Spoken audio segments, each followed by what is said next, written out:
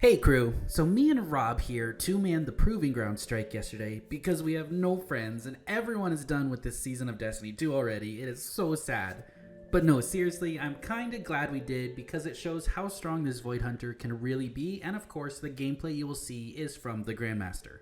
Void Hunters actually got a small buff this season that I think kinda went under the radar, but it makes a huge difference in the way the build plays because now we can run this build solo or with a team, and it was definitely more difficult solo before. The buff is for Trapper's Ambush, and it states landing detonation now counts as melee damage and will trigger perks like Echo of Exchange and Melee Wellmaker. So this interacts with a few other mods, and I'm going to show you how we can take advantage of that and how it makes the build that much better. We used the power of invisibility and the weaken debuff to survive and do enough damage, and as you can see we had dogs, the Cabal, and even barrier champions pushing us, and we handled it with just 2 of us. We have 4 different ways of going invisible, and we can loop them really easily, and then we have 3 different ways of applying the weaken debuff, and we can loop those as well.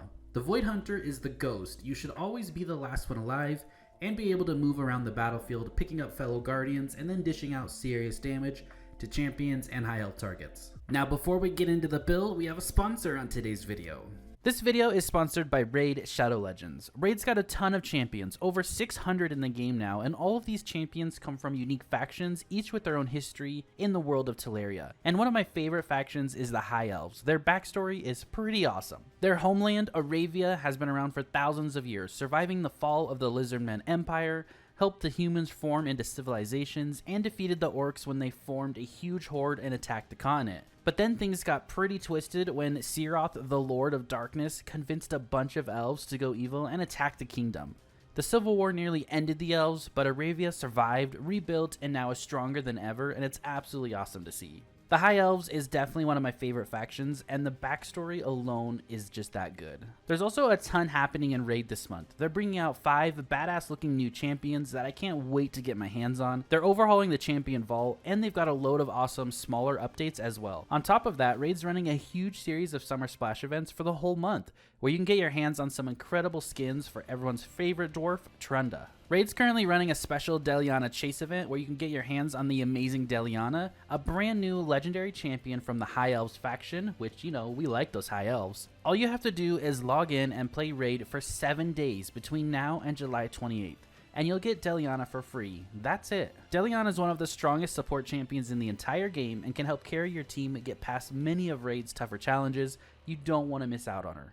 And all new players, listen up. Once you're in game, just enter the promo code MyDeliana to get your hands on everything. You get 50 XP brews to instantly get your legendary hero Deliana to max level 50, as well as a ton of silver. This is one of the best times to get started in Raid, and if you click my link down in the description or scan my QR code that you see on screen here, you'll get unique bonuses worth $30. We're talking a free epic champion in Ayana, 200k silver, 1 energy refill, 1 XP boost, and 1 ancient shard, so you can summon awesome champions as soon as you get into the game. All this treasure will be waiting for you here, and it's pretty much that easy. Just click the link in the description or scan the QR code, and I hope to see you guys all over in Raid Shadow Legends. Okay, so let's go over the subclass here. You want to be using Mobius Quiver. It's the best super. It deals a ton of damage. The only time I'm using Deadfall is if I'm using Orpheus Rigs. That's about it. For your dodge, use Gambler's Dodge. So when you dodge near an enemy, you get that melee back. We're also going to be using Vortex Grenade. Use whatever grenade you want. There's a lot of good options. I just like Vortex Grenade because it lasts just a little longer than some other grenades on the enemy for applying our weakening debuff. For the 2 aspects, you want to be using Trapper's Ambush and Vanishing Step. For Trapper's Ambush, we're going to ignore the whole quickfall part of this because when you do the quickfall, it is not proccing some of the mods that we're using within this build, and that just sucks. So you want to just be throwing your smoke bomb on the ground, like with your normal melee. Just throw it on the ground as you saw in the gameplay. Smoke yourself or allies, whatever you're doing with it. Just don't use the quickfall portion. So your smoke bomb makes nearby allies invisible when it attaches to nearby surfaces or targets, and then it also applies the weaken debuff to enemies, which is just great. And then we have Vanishing Step. This is just dodging, makes you invisible, and we're using 2 fragment slots with this, and we get 1 fragment slot here. I wish we could get the 4th with this build, we just can't right now. Now for hard content, these are the 3 you want to be using. Echo of Undermining, so we get that weaken debuff from our grenade, and then we're also using Snare Bomb and getting the weaken debuff from there, so 2 different ways so far. We're using Echo of Persistence. Void buffs applied to you. Invisibility, Overshield, and Devour have increased duration, so invisibility lasts longer for us. And then we're using Echo of Obscurity. Finisher final blows grant invisibility. If you are doing easier content, and I mean pretty much anything under a Grandmaster, you would want to change out these two fragments right here. Don't use Echo of Obscurity because you don't need to go invisible when you finish something. Put on Echo of Instability. Defeating targets with grenades grants volatile rounds.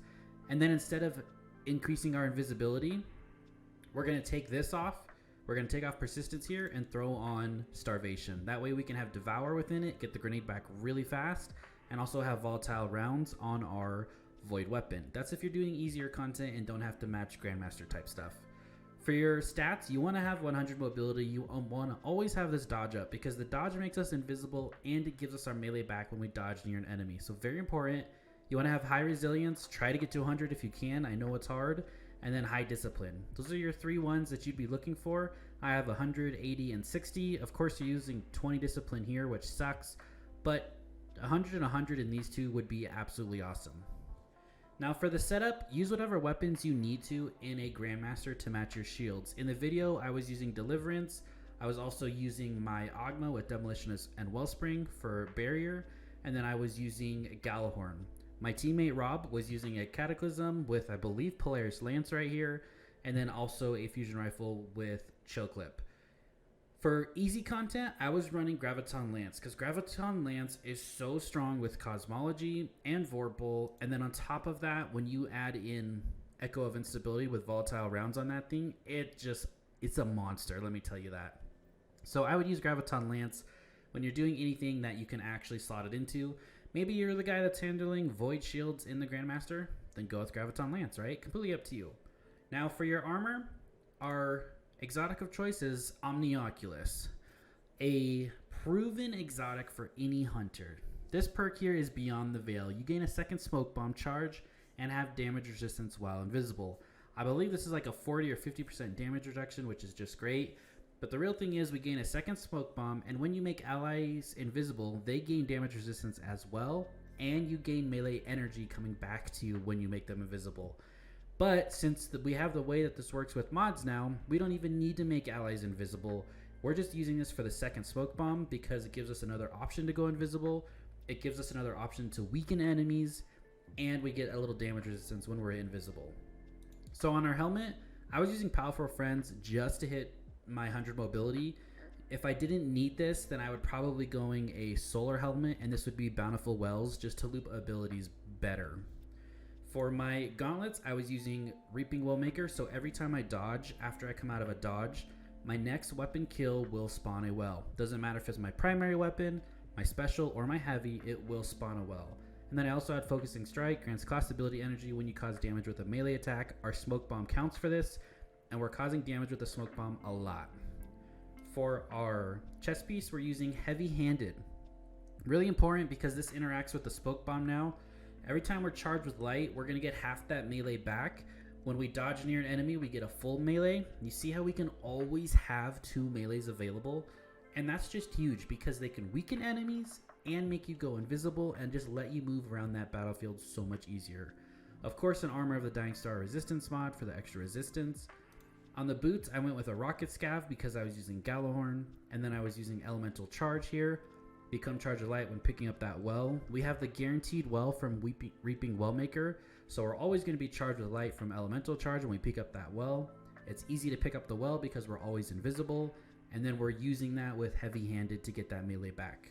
On our class item, if you're not dealing with champions, you'll take off Revitalizing Blast. I threw it on here because we're dealing with champions, and it's just nice to get that extra 20k or 30k damage every time we stun a champion. So stunning a champion causes it to ignite and clears your shield stun. I'm using 2 utility kickstarts so we can get that dodge back as fast as possible. I always want to have that dodge up. That dodge makes me go invisible. It makes me get my melee back. It does a lot of things for us. So double utility kickstart there. So if you guys found this video helpful, I hope it helped you guys out. Use it in the Grandmasters. You'll really enjoy it. Also, I'm sorry if the audio was a little echoey. I moved rooms with my setup, so I'm not sure if I need to get some stuff in here to make it less echoey, but I'm going to leave a clip in the beginning of the video, like a text, to let you guys know that I'm sorry about that. And if it did bug you, let me know so I can try to go out, I guess, spend some money and get it fixed as quick as possible. Thank you all so much for watching. I really appreciate it. See you all in the next video. Have a great rest of your day.